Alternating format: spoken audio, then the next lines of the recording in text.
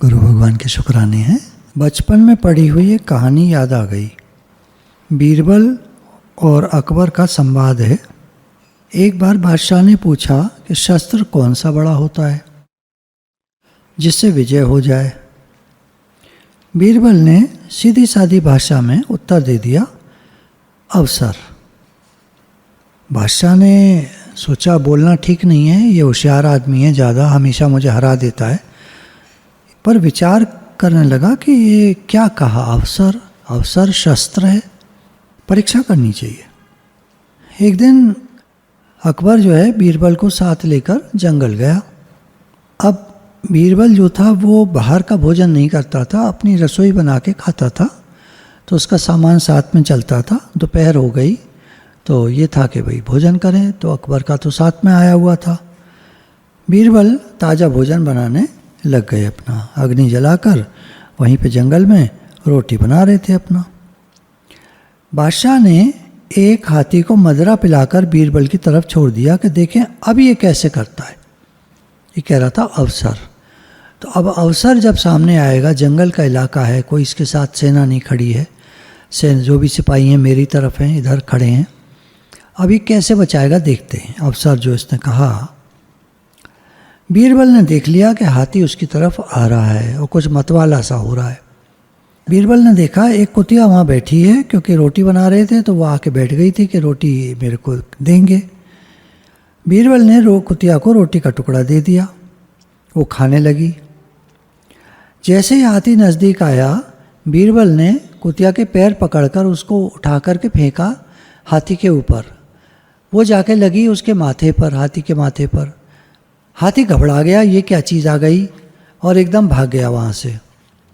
अब ये भी कोई शस्त्र सुना है किसी ने? तो ये अवसर हुआ। बादशाह ने कहा ठीक है, अब हमें समझ में आ गया कि जो हाथ आ जाए वही शस्त्र है। अवसर ये कहता है जब लड़ाई के मैदान में होते हैं, कभी तलवार भी छूट गई है, ढाल भी छूट गई है, तो फिर ये नहीं देखना होता कि क्या हमारी तलवार कहाँ गई, जो हाथ में आ जाए उसी से शत्रु पर वार करना होता है, अपनी रक्षा करनी होती है। तो अवसर ही सबसे बड़ा शस्त्र है।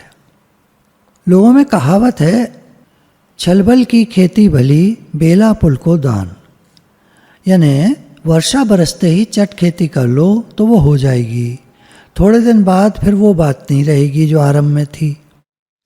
ऐसे ही जब सुपात्र मिल जाए तभी दान दे दो तो उसका बड़ा भारी पुण्य होता है।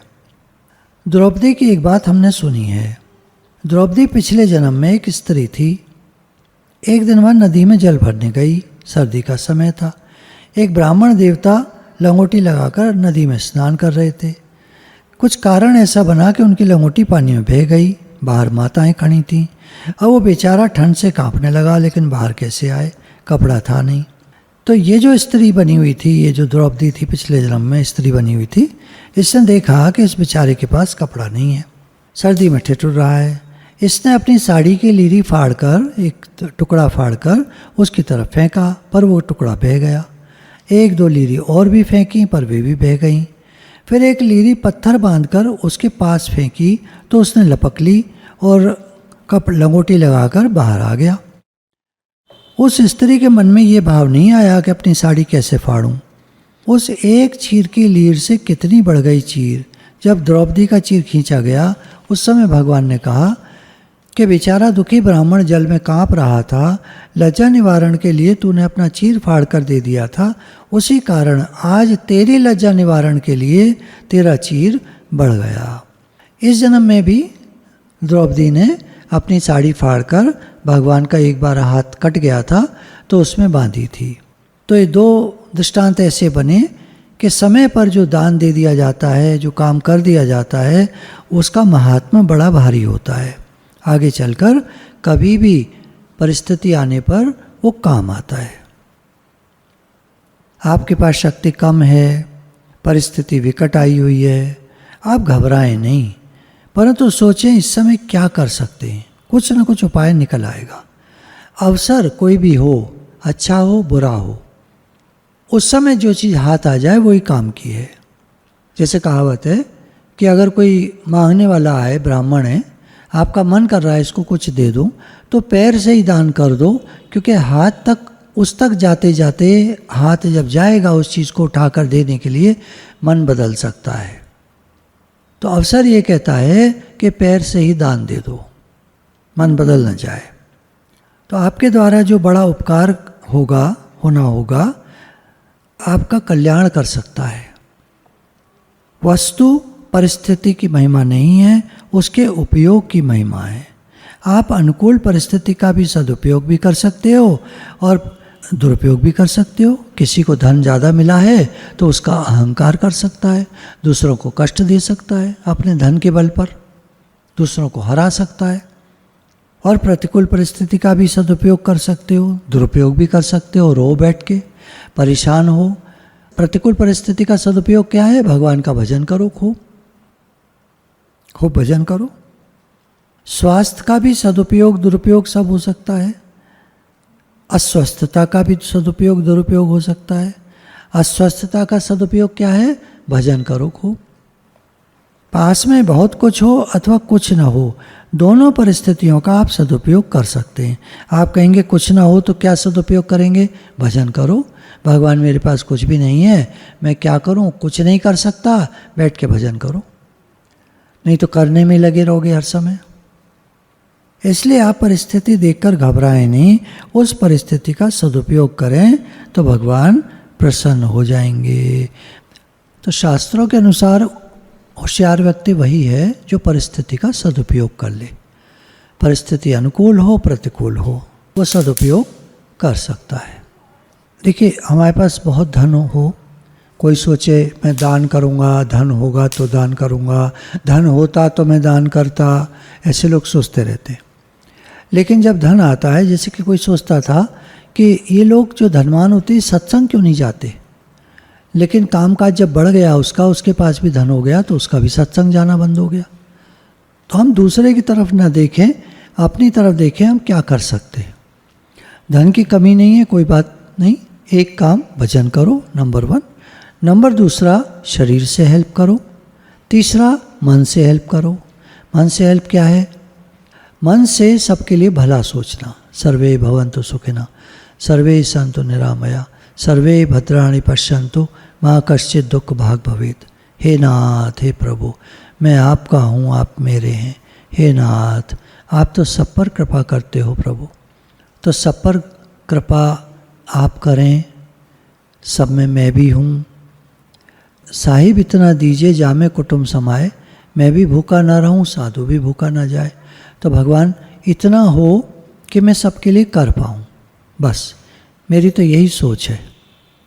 जब हम सबके लिए करते रहते हैं तो एक तो मन में खुशी रहती है, दूसरा हमारे पुण्य भी बनते हैं जो समय पर काम आते हैं, मन शांत भी रहता है। एक उदाहरण से समझ सकते हैं, एक मानो सेठ जी हैं, काफ़ी पैसा है उनके पास, लेकिन किसी को देते कुछ नहीं। आपको ये कॉमन सी बात लगेगी कि ऐसे ही तो होता है, लेकिन उन सेठ जी का अगर जीवन में झांक कर देखेंगे तो काफ़ी असंतुष्ट, चिड़चिड़े और परेशान से मिलेंगे। धन के लिए कहावत है, पानी बाड़ो नाव में, घर में बाड़ो दाम, दोनों हाथ उलीचिए यही सियानो काम। जब हम धन होता है और उसको देते हैं तो भगवान को अच्छा लगता है। कोई भी सज्जन माता पिता होंगे और बच्चा जब दान देगा, किसी को कुछ देगा, तो वो खुश होंगे। तुम देकर आए किसी को, ज़रूरतमंद था, अरे वाह, वेरी गुड वेरी गुड, बहुत खुश होंगे। और जो कंजूस माता पिता होंगे, वो अगर कुछ एक चीज़ भी दे आएगा तो वो नाराज़ होंगे। बहुत अंतर होता है। हमारे माता पिता भगवान प्रसन्न होते हैं जब हम किसी को कुछ देते हैं। शास्त्रों ने भी बोला है कि अपनी इनकम का 2% और जिसका मन करे अप टू 10% वो दान करे तो अच्छी बात है। तो परिस्थिति का सदुपयोग यही है कि जब धन बढ़े तो उसको दें, धन कम हो जाए तो भजन करें, ज़्यादा देने के चक्कर में ना पड़ें, भजन करें। भजन करेंगे तो पुण्य बनेंगे। जब देते थे तो पुण्य बनते थे, अब भजन करते हैं तो पुण्य बनते हैं, फिर भगवान को याद रख पाते हैं। हे नाथ मैं आपका हूँ, आप मेरे हैं। हे नाथ मैं आपको भूलूँ नहीं। खूब प्रेम बढ़ाओ भगवान से। पीछे के टाइम में कुछ लोगों का तो बिजनेस बढ़ गया, कुछ लोगों का और घट गया। तो अब परिस्थिति तो आई, सब पर आई, किसी पर कैसी किसी पर कैसी। जिनके काम नहीं चलते थे, अच्छे नहीं थे, चाइना के ऑर्डर चले गए सारे, काम ठप हो गया, उनके काम फिर से चल गए। तो ऐसे करके परिस्थितियां बदलती रहती हैं जीवन में, अनुकूल प्रतिकूल परिस्थिति आती जाती रहती है। तो हम इन बातों में मन न लगा करके अपना भजन करें और करने योग्य कर्म, कर्तव्य कर्म करते चलें। निष्काम भाव से कर्म करता हुआ मनुष्य भगवान को प्राप्त होता है, ऐसा भगवान ने गीता में कहा है। तो समर्पित होकर के चलते जाएं। गुरु भगवान के शुक्राने।